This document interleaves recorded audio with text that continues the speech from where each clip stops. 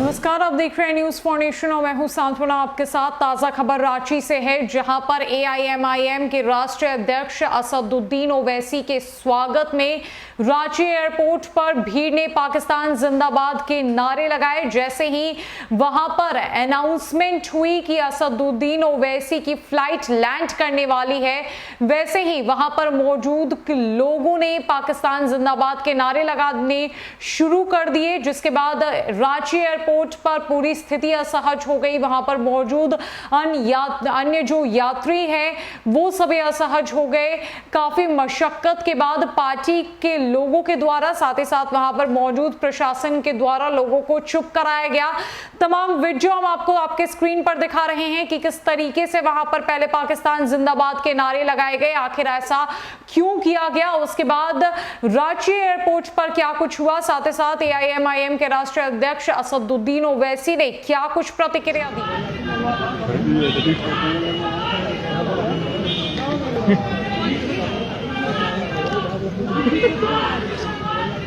ये मुख्यमंत्री की सरकार जीएमएम जिम्मेदार है उन दो बच्चों की हत्या की गई और उन्हीं के ऊपर ये जिम्मेदारी याद होती है और उनको कांग्रेस को तय करना है। ये मगरमच्छ के आंसू कांग्रेस भी ना बहाए। उनके विधायक कहते हैं कि अग्निवीर में खून में लुत्फुत होगा, फिर ये बच्चों की लाश का क्या करेंगे आप? और आपने गोली चला दी सिर्फ इस बात के इस्लाम जिंदाबाद के ऊपर। फिर आप एक जो झूठा वीडियो निकला उसमें गिरफ्तारी करते हैं आप लोगों की। बेशर्मी की हद कर रहे हैं इरफान। तुमको तो चुल्लू भर पानी में डूब मरना था जब दो बच्चों की हत्या हो गई। तुम अगर कल बीजेपी की सरकार आ जाएगी तो तुम बीजेपी में चले जाओगे। तुम एक मंत्री की पोस्ट के लिए तुम उन दो बच्चों की लाशों पर अपनी सियासी इमारत तामीर करना चाहते हो। इसी में जो वायलेंस हुआ उसकी जिम्मेदारी भाजपा पर और झारखंड मुक्ति मोर्चा की सरकार पर आती है। अगर देश के प्रधानमंत्री नुपुर शर्मा पर एक्शन ले लेते, उसको गिरफ्तार कराए तो ये हत्या नहीं होती। और हत्या हुई झारखंड मुक्ति मोर्चा की सरकार की वजह से और उनकी जिम्मेदारी है ये सब मुख्यमंत्री की। तो हम होटल में बुकिंग थी हमारी, वहाँ जाकर हम जो दो पीड़ित परिवार जिन्होंने अपने बच्चों को खोया था उनसे मुलाकात करना चाह रहे थे, तो प्रशासन ने, सरकार ने कह दिया कि हम नहीं जा सकते, 144 है।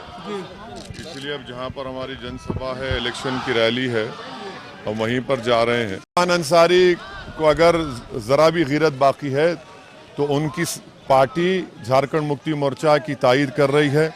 उन दो बच्चों की हत्या पर आप अपनी सियासी इमारत तामीर कर रहे हैं, उनको शर्मिंदगी आनी चाहिए। आप छोड़ दीजिए मेरा, उन दो बच्चों से आप आंख में आंख मिलाएंगे उनके परिवार से? क्या कर रही है आपकी सरकार अभी तक? कितनों को आपने सस्पेंड किया, पुलिस वालों को? क्या एक्शन लिया आपने? और आपने 15 लोगों पर गोलियां चलाई। आप असदुद्दीन ओवैसी को मुद्दा बना रहे हैं। इससे बड़ी बेशर्मी की कोई मिसाल नहीं दे सकता। अग्निवीर जो है ये मोदी सरकार ने भारत की सुरक्षा से वो खिलवाड़ कर रहे हैं। जब हमारी ज़मीन पर चीन के फौज बैठी हुई है, पाकिस्तान से हमको आज भी ख़तरा है। ऐसे वक्त में हमारी फ़ौज में 1 लाख की वैकेंसी है और हम सिर्फ 45,000 उनका लेने जा रहे हैं। और उसमें से ये बकवास है, झूठ बोल रही है सरकार कि उन्होंने सबसे मशवरा लिया। कुछ मशवरा नहीं लिया। 4 साल के लिए क्या सीखेगा कोई भी? क्या उसमें ना तो उसको डियरनेस अलाउंस मिलेगा, ना ग्रेचुइटी मिलेगी 4 साल की वजह से, ना उसको मेडिकल का इंश्योरेंस मिलेगा। और ये जो फ़ौज में, नेवी में, एयरफोर्स में कोई लड़के जाते हैं हमारे, तो वो एक ऑनरेबल प्रोफेशन है। देश के लिए कमिटमेंट होता है उनका, और वो तमाम चीज़ें बंद करके आप एक तमाशा कर रहे हैं, झूठ बोल रहे हैं। जैसे ही ओवैसी के हवाई जहाज के एयरपोर्ट पर लैंड होने की सूचना आई, वैसे ही वहां मौजूद लोगों ने पाकिस्तान जिंदाबाद के नारे लगाने शुरू कर दिए। इस घटना से थोड़ी देर के लिए एयरपोर्ट के बाहर असहज स्थिति बन गई। पार्टी के लोग और स्थानीय पुलिस भीड़ को चुप कराने लगी। हालांकि ओवैसी के बाहर निकलने के पहले लोगों को शांत करा लिया गया था। दरअसल असदुद्दीन ओवैसी बीजेपी से निलंबित देव कुमार धान की चुनावी सभा को संबोधित करने रांची पहुंचे हैं। धान एआईएमआईएम के उम्मीदवार के रूप में मांडर से उपचुनाव लड़ रहे हैं। वहीं रांची पहुंचने के बाद ओवैसी ने 10 जून को हुई हिंसा में मारे गए दोनों युवकों के परिवार वालों से मिलने जाने वाले थे, लेकिन प्रशासन ने अनुमति नहीं दी।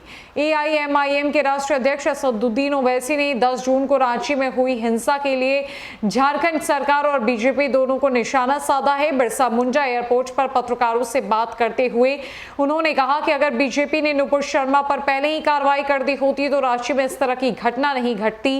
राज्य सरकार के 2 युवकों की मौत के लिए जिम्मेदार ठहराते हुए उन्होंने आगे कहा कि जिस तरह निहत्थे युवकों को गोली मारी गई है वो दुर्भाग्यपूर्ण है। राज्य सरकार को पीड़ित परिवार का ध्यान रखना चाहिए।